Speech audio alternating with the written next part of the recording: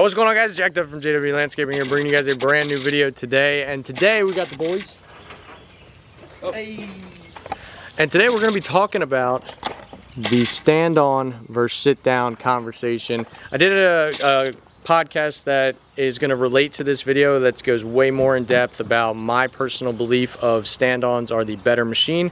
I made a short yesterday as well from that podcast, so check that out if you want an in-depth look at my personal takes on it. Again, this is what works in my business. We're going all stand-on. That's what we're going in the next 5 years, all stand-on machines, probably from Scag. We really like Scag. The Kubotas are great. I just can't find the Kubota stand-ons anywhere in our area. These are way more available. But another pro of this one that isn't going to be featured in this video is that these sit-down mowers are way more readily available at your dealers, that you can literally sign the paperwork, get out, whether you're financing or paying cash. So that's the difference, one of the pros for this machine versus that machine. So, you know, there's stuff to talk about. The podcast really goes in depth, so let's get into it. All right, so another pro for the stand-on versus that sit-down mower is the accessibility of changing blades on the fly. One of the things that we do the zero turns on the fly as well. They're just a little bit more time consuming. Yeah. This mower is so much easier when it comes to the efficiency that you can get blades changed and get back in the field mowing grass. So come here for a sec. So for any of you guys who are newbies to these stand-ons, the mower blade right here, this is the housing unit, this is the pulley system, it's all covered by this. We lost one of these. But this is the nut that you're going to take off for the whole system, the whole blade shaft to come down. And you can interchange your blade. There's your new blade. All you do is you take an impact gun, battery operated, we use Milwaukee, you get your turns, you heard the blade drop, all you do is this. So this is what'll pop out, okay? Falls right out. No, there's no other pieces that'll fall with it. It all comes as one unit. You take this piece off, take your old, dull, grimy, grass-covered blade, throw that to the side, put the new one up, as Rick likes to say, fins up. R.I.P. Jimmy Buffett. Put that one on. Put this other piece on. Don't forget this. Don't forget this. Get back in here. Push that blade right back up. Take your other hand. Turn this nut until it's a little tight, hand tight. Just like so, so the blade does not fall down. And you just take your impact gun, switch it to forward. I usually give it 2. So you hear that, okay? It's the easiest thing in the world. It saves you time, you get fresh blades on. It's easier to cut thick grass like this. Show them that. Thick grass like this in a day where you're mowing 12, 20 properties, you can get in, you can get out much faster, more efficiently, make more profit. These mowers are so much easier than that thing right there. We just made a short, currently, right now in the moment, of doing the center blade. So if you have like a Scag V-Ride or an X-Mark, we show exactly how to get to that center blade. You can't do it from the top, obviously, right? You can't do that. So you have to go from the bottom. We have that, check out the short for that. But that's one of the pros for the stand-on. So there are a number of pros and cons in both categories, but I personally believe the stand-on mower has more pros than cons versus the sit-down. But the sit-down does have some pros, and as you can see in this specific clip, I'm on the stand-on, Colin is on the sit-down, and clearly you can see Colin has a much easier access going under this tree. Pro in the sit-down category is simply long fields. Mowing long fields on a sit-down versus a stand-on is superior because you have the sit-down feature and also the stability of the mower to lay those clean, straight stripes that we are all looking for. Alright guys, so let's get into the pros of the stand-on, which in my personal opinion outweigh the pros of the sit-down mowers. Again, this is my personal opinion. You guys can leave comments if I missed any pros for the sit-downs or your explanation why you think the sit-downs are superior to the stand-on. In my personal opinion, one of the big reasons why I love the stand-on so much more is that the controls are way more accessible. I think it's such a process to shut off the blades, get to the throttle, everything that is on the side or your right on the sit-down mowers versus the stand-on where everything is right in front of you. The controls are more confined, which gives you more versatility to move the machine, to get around obstacles such as these trees that you are seeing in this GoPro footage. I think it's just a superior control system versus the sit-down machine where everything is kind of spread out. And also the other thing is that my hands are the only thing taking the brunt of the movement of the controls versus the sit-down mower. You're hunched forward, you're going forward like this, your back is taking the brunt of that, and it's just better on your back when you're using the stand-on controls versus the sit-down, in my personal opinion. All right, that leads me into my next pro for the stand-on machine versus sit-down. As you can see in this clip, Colin is in the seat of the sit-down mower, and as you can see, when he hits bumps, he is bouncing back against the front of that seat and also bouncing up and down, which is terrible for your back. It's awful. It's like riding a horse. That's what I always consider it as. Versus, you can see in my clip, I am just bouncing my entire body. My legs are taking the brunt, which it can take, and it's against the padding, but my body movement doesn't really move or stray from what I'm doing. And that's what I give to the stand-on, is that it's better for your overall physical health. So another pro for the stand-on machine is the fact that, as you can see, there's a water bottle in the lawn. It is easy for me to just stop the mower, keep the blades running and the engine running, pick up the water bottle, put it in my little trash chute that I have, and get going. Whereas for Rick, it has to be a process. He stops the machine, he shuts the blades off, puts the handles in neutral, gets off the machine, picks up the water bottle, gets back on the machine, and then gets going. It's just time consuming, it wastes time, and it's way more efficient to be on a stand-on mower in that regard. So probably the biggest pro for the stand-on machine, which makes me want to buy more stand-on machines versus sit-down machines, is overall safety. The machine itself is so easy to get off of in case of an emergency, such as the machine flipping if you're on a bank or a hill, or if it's a wet day and your machine decides to slide on that hill. You can easily step off the platform, let the machine do its thing, and you are out of danger. Versus the sit-down mower, we've all heard the horror stories. We don't want to see it, and people have actually lost their lives due to this thing happening, where they go on a bank or they go on a hill that maybe they shouldn't be mowing, and the mower flips.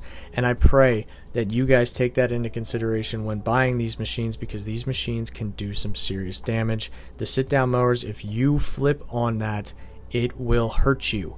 You can get caught beneath that mower because it is such a process to get off that mower. You have to physically get up out of the seat and basically jump off in a very timely fashion without getting hurt.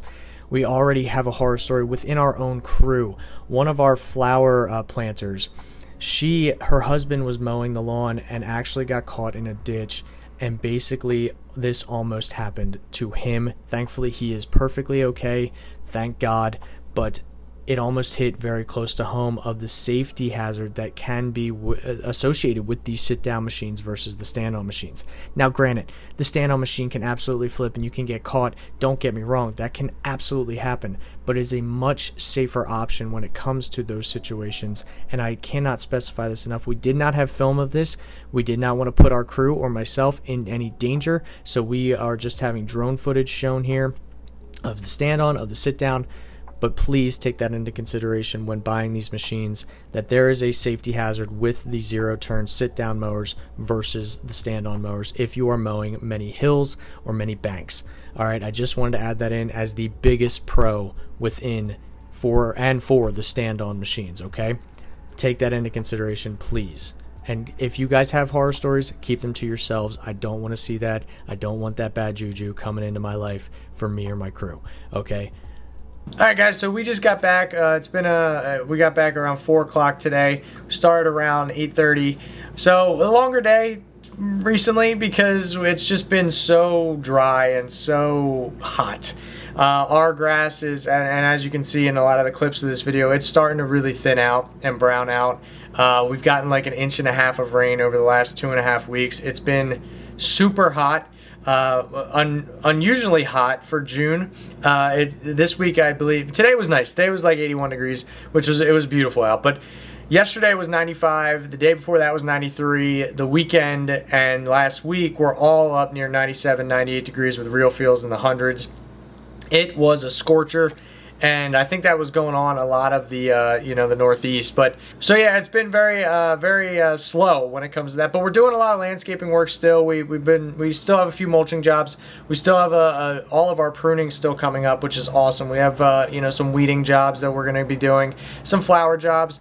And we're also doing two landscape renovation jobs that we're going to be able to design and have full control over, which is awesome. We're very excited about that. The company is just scaling and growing like crazy this year. It's actually insane how much we are growing in just 1 year. In 3 years, it's going to be, I'm hoping, my goal is to be $500,000.